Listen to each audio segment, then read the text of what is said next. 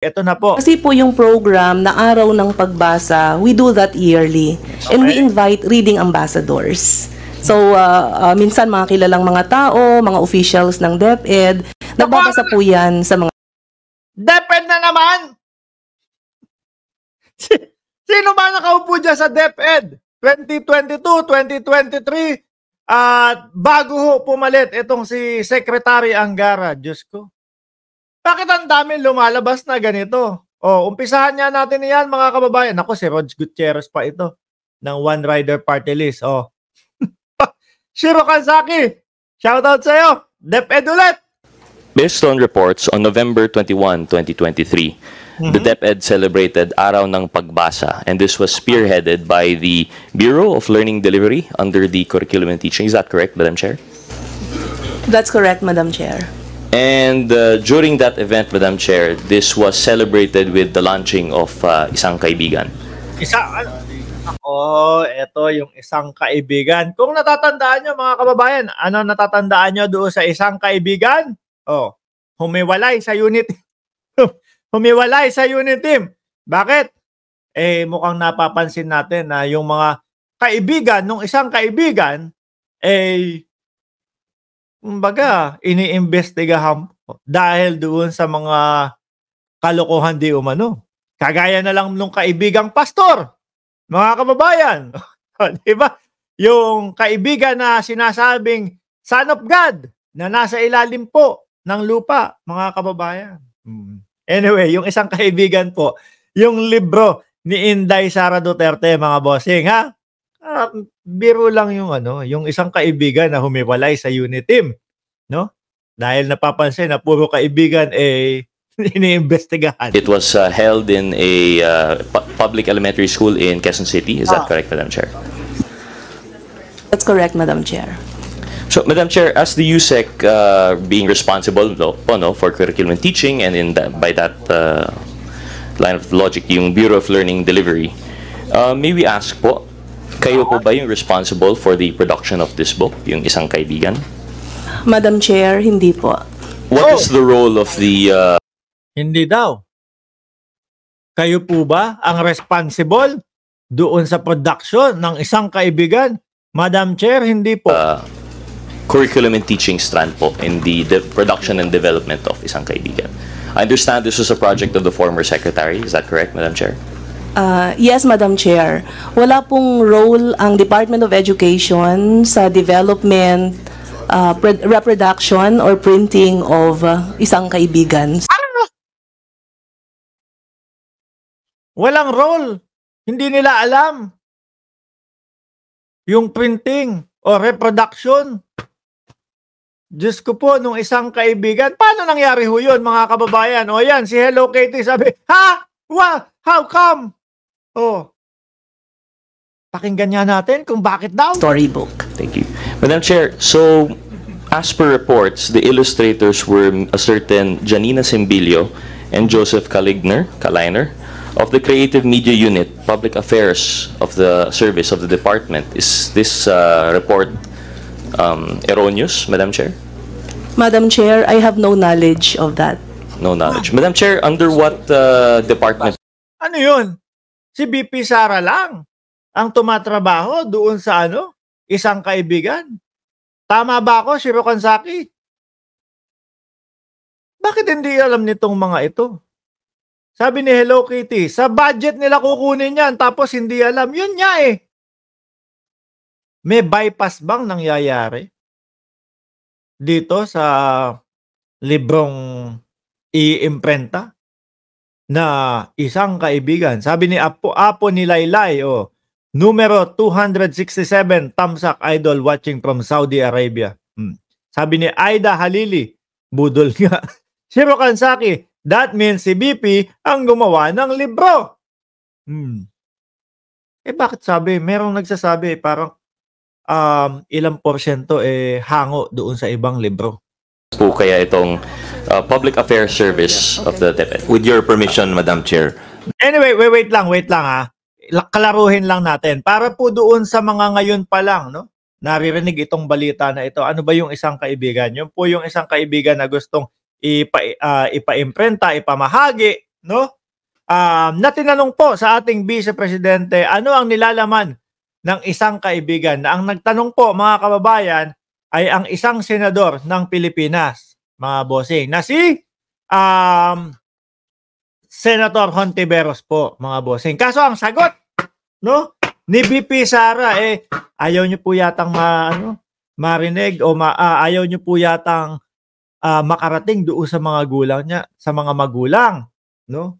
Kasi nandoon yung picture ko, nandiyon yung pangalan ko. Picture nandoon ba? Kung di ako nagkakamali. Nandiyon yung pangalan ko. Baka sa susunod na eleksyon makaapekto. May isa pang tanong. Ano nga po ang laman niyang isang kaibigan? Ang sagot ng BP. Alam niyo po, itong si Senadora Risa Hontiveros, mga kababayan, bago mag-eleksyon, pumunta po yan sa Davao, sa opisina ko po. O ganyan, humihingi po ng boto. Sabi ko, wait. Parang ang tanong ano ang laman, no? Ano ang laman o kung tungkol saan ang paksa ng libro na 'yon? Bakit parang napunta sa eleksyon? Siyempre, nabuo sa isipan ko, mga kababayan, alam kaya ng ating Vice Presidente kung ano talaga ang nilalaman ng libro na ito? Kasi kung alam niya, mga bossing, yun agad. Direkta ang sagot. Kasi parang ang layo, mga boss no? Para sumagot ka nung napakalayo doon sa tanong na alam mo na mapapahiya ka, alam mo pagtatawanan ka, bakit yun ang isasagot mo? Ba't hindi mo rektahin yung napakadaling sagot? Na sinabi nyo nga, kayo ang may gawa, no? Na napakadali lang gumawa. Sagot agad, rekta. Ayan po yun, mga kababayan. Ang tungkol sa isang kaibigan. The two are employees of the Public Affairs Service Division of the department, Your Honor. They are employees. Yes, but there is no payment made to them for whatever they did. So it's either they made it gratis or free. Hindi pa natin naisama yan. Buti na lang nandiyan si Just Vincent. Marami pa talagang error yung libro sa grammar and accuracy. Sabi ni Apo Laylay, Idol Host, okay na rin ngayon at nalaman natin ang tunay na kulay ni BP Sara at Duterte. For free, or they were paid on the side. We don't really know because there's no record of official payment to them. But just for the record, they are employees, job order employees of the Public Affairs Service. Is that a bureau? Service. Public Affairs Service of the DepEd, Your Honor. Madam Chair, thank you very much, Mr. Secretary, and apologies you had to answer that. But thank you for the confirmation. So the book there was a hand in the development of the book by employees of the DepEd, although it is probably by gratis or unrelated to their official functions of the DepEd. So that's something to note. So hindi po naman erroneous yung statement ng report na yun. So Madam Chair, prior to its launch, it would be said then that what is the knowledge of the good Undersecretary about this book? Was it the first time for her to find out about Isang Kaibigan during the launching itself? Because it was mentioned na wala po silang kinalaman sa development, but surely, perhaps in the procurement or in the preparation of the program, they have had some knowledge of this book. Yung particular book po, nakita lang namin noong launch, but we know that she's going to read.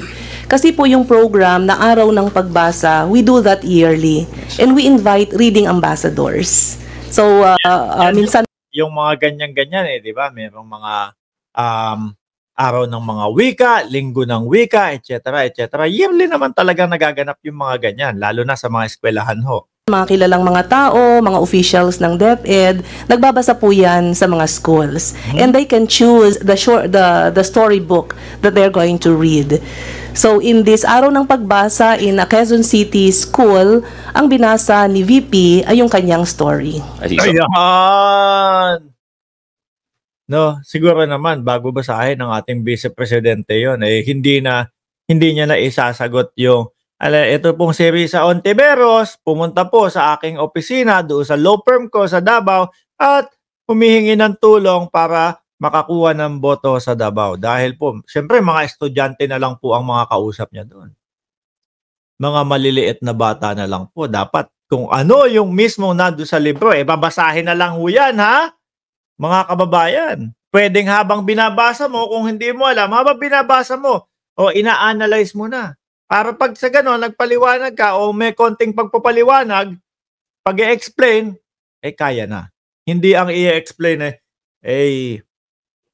alam nyo po si Risa humingi ng tulong ng boto sa akin yan. At the time po, Madam Chair, as per the yearly event that you'd have, yung reading ambassador is the former secretary. Hindi naman po. Iba-iba po, kasama secretaries, kasama ang mga undersecretaries, assistant secretaries, regional directors, lahat po ini-invite namin actually I see. na maging reading ambassador. But in that instance, at least for isang Pero bakit walang alam ang DepEd? Mga bossing. Ano yun? Bypass sila? Hindi kaya totoo yung sabi-sabi na ito kasi si Inday Sara Duterte, masyadong spoiled Nung panahon ng dating Pangulong Duterte, ganun lang, kuha na. No? Basta ako, anak ako ni Digong. No, kung ano yung sabihin ko, kuha na, ganun. Ngayon, ito, Department of Education, halos wala pong alam sila. Doon sa pinapalabas na isang kaibigan. Alam nyo po, ang ilabas nyo dyan sa libro, isang kaibigan, nagtatago, ayaw humarap, pumunta sa ilalim ng lupa. Sinabing siya ang Son of God, ngunit tumira sa ilalim ng lupa. Hinukay ng PNP.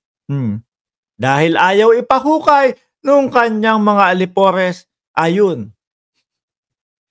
nagmimol-mower sa labas. Yun na lang kaya isulat nyo dyan. Huwag kayo, mga kababayan. Baka mamaya biglang may sumulat ng libro. No? Sa talambuhay ni Kibuloy. Biruin mo yun. Isang pastor, nagtago, ayaw lumabas, pumunta sa ilalim ng lupa. Ayun. Doon nategi, hindi makahinga. Joke lang yun. Ha?